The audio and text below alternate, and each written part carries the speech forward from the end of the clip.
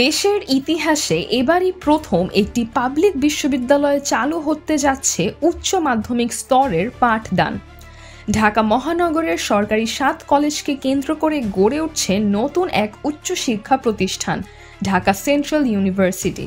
আর এই বিশ্ববিদ্যালয়ের শিক্ষা ব্যবস্থা হবে সম্পূর্ণ হাইব্রিড ও ইন্টারডিসিপ্লিনারি, যেখানে 40% ক্লাস হবে অনলাইনে আর বাকি 60% সশরীরে।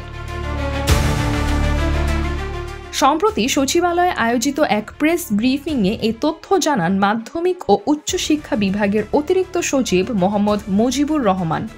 তিনি বলেন, ঢাকা সেন্ট্রাল ইউনিভার্সিটির শিক্ষার্থীরা প্রথম 4 সেমিস্টারে পড়বে নন মেজর বিষয় আর পরবর্তী 4 সেমিস্টারে মেজর ডিসিপ্লিন। পঞ্চম সেমিস্টার থেকে শর্ত পূরণ সাপেক্ষে শিক্ষার্থীরা ডিসিপ্লিন পরিবর্তন করতে পারবে, তবে ক্যাম্পাস পরিবর্তনের সুযোগ থাকবে না। বিশ্ববিদ্যালয়ের সব পরীক্ষা সশরীরে আয়োজন করা হবে। বিশ্ববিদ্যালয়টি চালু হচ্ছে 4টি অনুষদ বা স্কুলের মাধ্যমে: 1 science, 2 arts and humanities, 3 business studies, 4 law and justice. প্রত্যেক বিষয়ে ভর্তি নেওয়া হবে সর্বোচ্চ 40 জন শিক্ষার্থী করে। বিশেষ এক দিক হলো এই বিশ্ববিদ্যালয়েই প্রথমবারের মতো যুক্ত হচ্ছে উচ্চ মাধ্যমিক স্তরের শিক্ষাদান। রাজধানীর 7 সরকারি কলেজের মধ্যে আগেই 5টিতে একাদশ শ্রেণীর ক্লাস চালু ছিল। এবার প্রস্তাব এসেছে ইডেন মহিলা কলেজ ও সরকারি তিতুমির কলেজেও একাদশ শ্রেণীর পাঠদানের।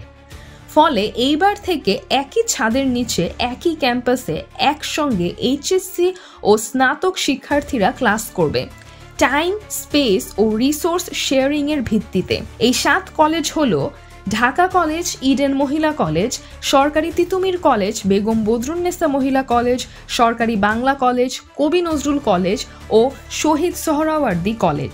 এই 7টি প্রতিষ্ঠানের সম্মিলিত কাঠামোর উপর ভিত্তি করেই তৈরি হচ্ছে নতুন এই ঢাকা কেন্দ্রীয় বিশ্ববিদ্যালয়।